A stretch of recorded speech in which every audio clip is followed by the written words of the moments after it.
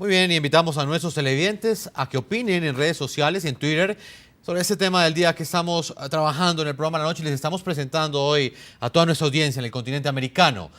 Atentados contra la libertad de expresión y censura a la prensa que pues han sido condenadas por los Estados Unidos, ¿han fortalecido o han debilitado al régimen de Nicolás Maduro? Esa es la pregunta que le hacemos a nuestros televidentes a propósito de esta condena que ha hecho el gobierno estadounidense a los actos de censura y en contra de la libertad de expresión en Venezuela. Saludo a nuestros invitados. Hoy en el programa de la noche, Juan Lozano, es senador colombiano, es un reconocido también, tiene una amplia trayectoria periodística en Colombia.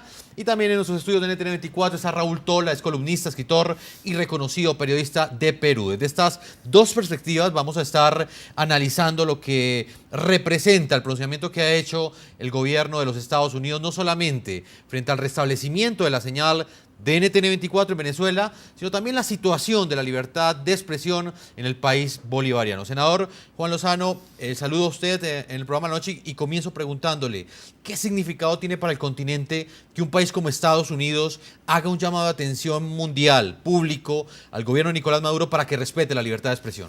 Buenas noches, Jefferson. Tiene una enorme importancia porque rompe ese dramático pacto de silencio que es como una galería de cobardías, como una galería de complicidades que se había venido apoderando de tantos gobiernos de América Latina que, sabiendo de las infamias que ocurren en Venezuela, han optado, sin embargo, por guardar silencio.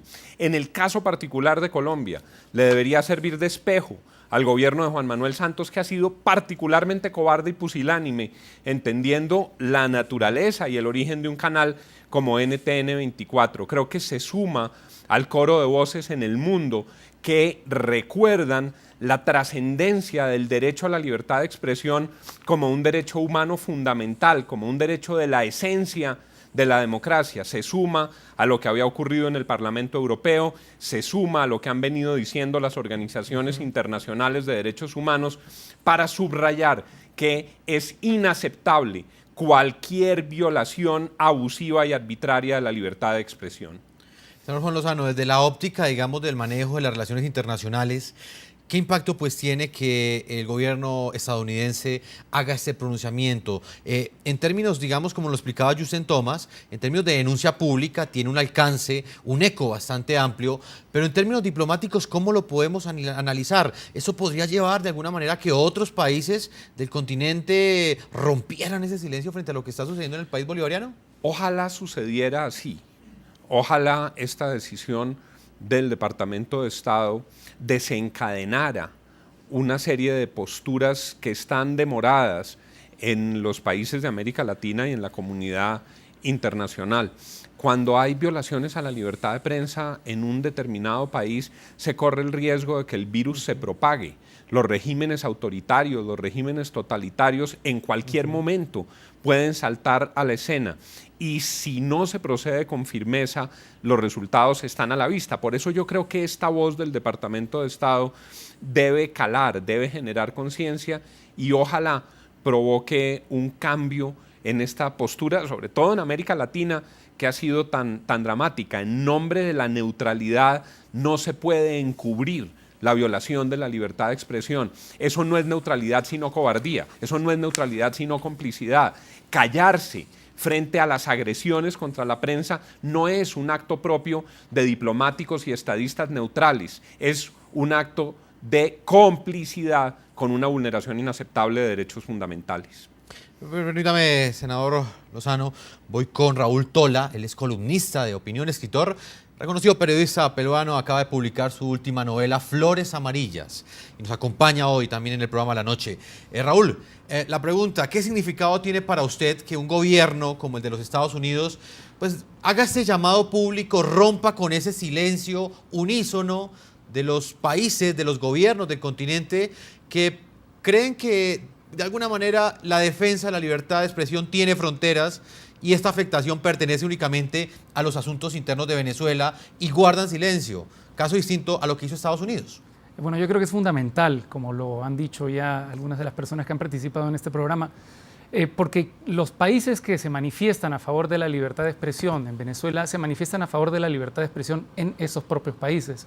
Es decir, guardar silencio sobre la situación de Venezuela, ser cómplice con lo que está ocurriendo en ese país, implica un asentimiento también, no es un silencio crítico, es un silencio que se aproxima más bien a las posiciones de Maduro. Yo, por ejemplo, recuerdo mucho el caso en el Perú de Fujimori.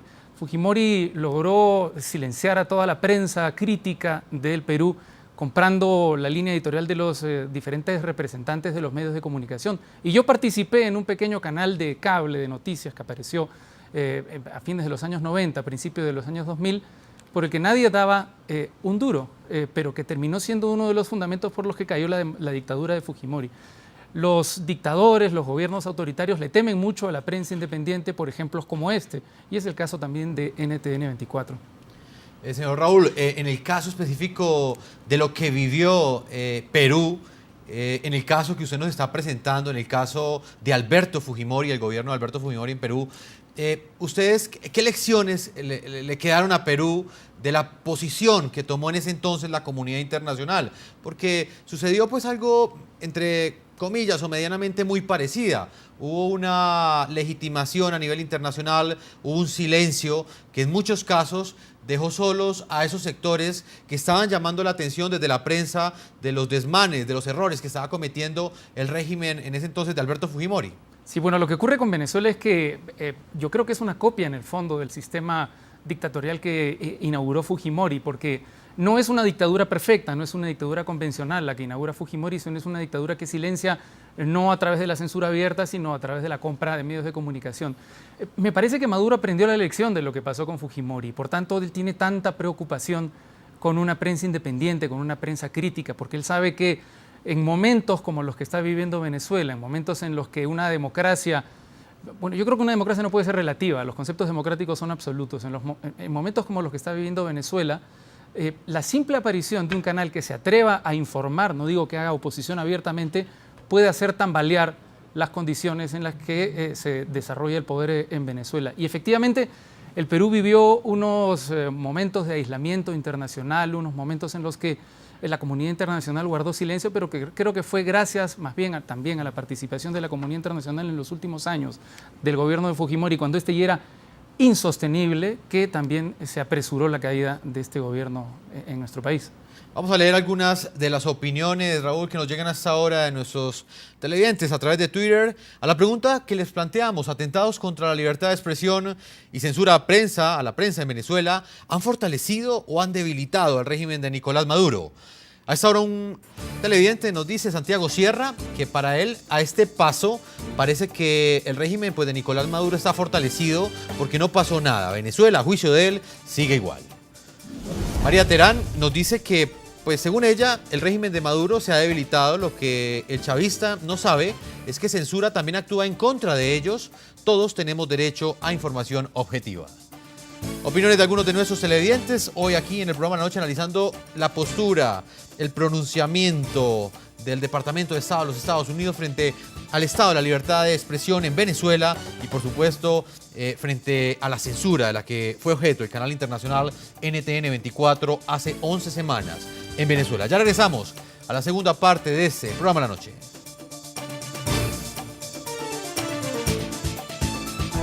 Ya regresamos con La Noche.